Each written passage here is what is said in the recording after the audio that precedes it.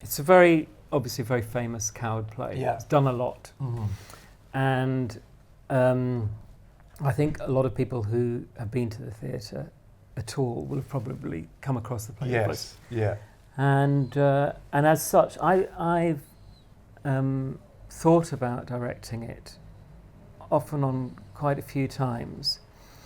And it's always made me laugh when I read it. It's laugh out loud when you read it, isn't it? Absolutely, that's its chief attribute, isn't it? Yes. Audiences adore Coward. They just adore him, and I think they adore him because he loves audiences. He's interested in the audience, and he gives to the audience, you know what I mean? And Present Laughter seems to me to be a play that's about bohemians and artists and rebels, actually. And sometimes I think they're presented as people who are aristocratic to a certain degree, and just very posh, at least. And it's all smoking jackets and cigarettes. Part of what's being recreated, and sometimes most of what's being recreated, you could argue, is theatre of the 1930s. Yeah. In which people actually acted in a different way. Yeah. Acting was different then. And so the question when you approach it now is, to what extent do you have to inherit the theatre style, the acting style, the production style of the 1930s when you do it? Or what I think what we're quite interested in, what I'm interested in, is how you can show these people who were living in the 1930s, these characters, who are really extreme characters, extraordinarily extreme characters in this play, in a very extreme and intense situation. So there's nothing sort of everyday about it. No. However, can you make it feel like we're recreating real people? I think what we're really excited about is speaking to the Coward estate and our ideas for adding some changes. Changes, exactly. Some slightly, so we've been given the responsibility and permission. Foolishly. To experiment with it. Part of the play. And make a bit of a change to a couple of aspects of it. Which is really genuinely exciting. I think there's something about Gary that is unique in the sense that he's both he's both funny. He knows that he's funny. And he knows that he has an effect on people. But he's also takes it very seriously as well. It is a strange thing because he's kind of you could say he's a monster to a degree. You wouldn't want to say that. But also he's quite wise. He's in some respects, he's the least naive. He's sort of a truth teller in some ways. Yeah, he becomes a truth teller during it, and weirdly likable. Even though he's outrageous. I think that's really true, and I think it's important. You know, for some reason, to me, it's important that you see the human being behind the sort of celebrity, sort of matinee idol that he. You know, I'm not saying that he doesn't play that and use that, but it's what that is and what seeming is acting and non-acting. When are we acting? That's a big thing. It's a big theme in the play. When are we acting? And people saying, "Oh, you're acting now," and you're going, "No, I'm not acting." And you're going, "Well, not actually, you are acting." And actually, sometimes it's exactly as you say. It's if we apply our 21st century attitudes towards acting, towards this play, how do we act now?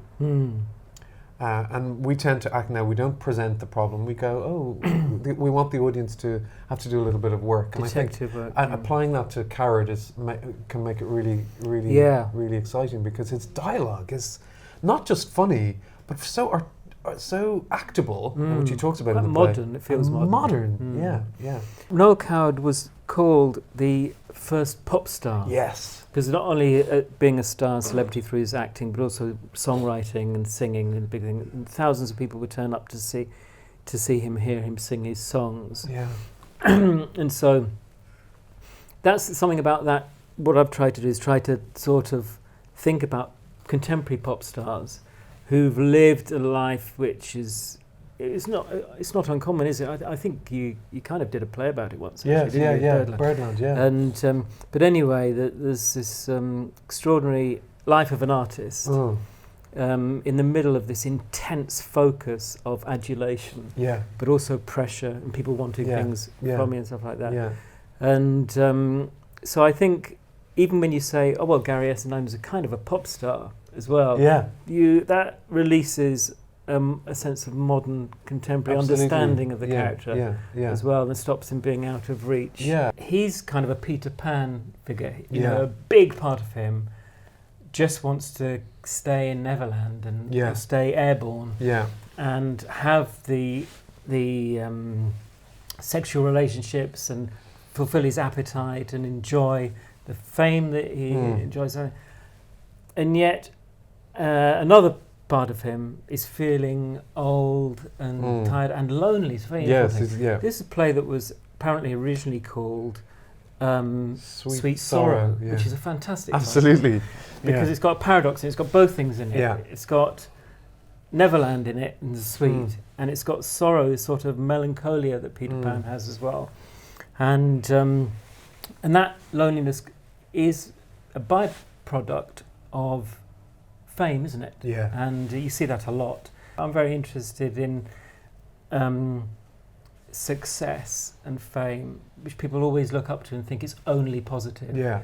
Actually removes people. It creates an identity crisis in people. It does. Absolutely. And that is what Gary's dealing with in this play. So it's a comedy, and quite lightly written. You know. But I do think there's a thing. I mean, they say about you can disguise so much through comedy, and I think before people have you can dismiss the play if you don't really look at what the play is saying. And I just think looking at it with really fresh eyes, about really trying to say, well, what are these people? If you just take out all the tropes that we associate with the play, and I think the age of the character is important, and I think the fact that it's a comedy doesn't mean that it's completely superficial. I think actually that there are an awful lot of things that he really was saying. He was rebellious and he was transgressive and he was provocative, and I love that about it. What's going to be exciting is really casting it with a group of people who are absolutely at ease with comedy, but also just bring with them a kind of dimension as well as that, which isn't always seriousness. Sometimes it's seriousness. Sometimes it's just a kind of soul in the character. That you believe the character. It's not just script bouncing along the surface. You believe the character. And it doesn't make it any less funny. In fact, I think with any comedy you have to have an element of depth, and with any tragedy you have to have an element of lightness. I just think that's and it really is. And reading the play, it is hysterically.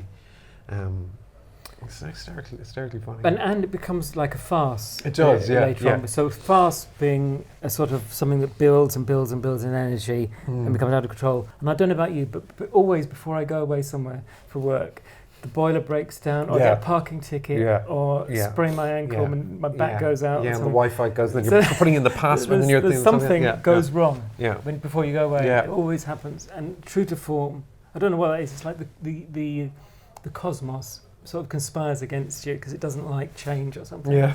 And so Gary's about to go away, and all of these things start to go wrong. And the different people needing him for different reasons, as well as his own personal sort of conflicts, needs. But these are the ingredients: running out of time, and having some secret about your identity, or not telling a truth, hiding a truth.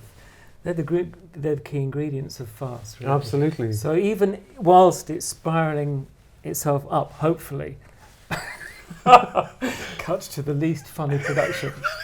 Exactly. I mean, I heard him saying that, but I just didn't find it at all. If we just go back and watch that video those guys made, that was funny. That was quite funny. That was funny. That was funnier than the show.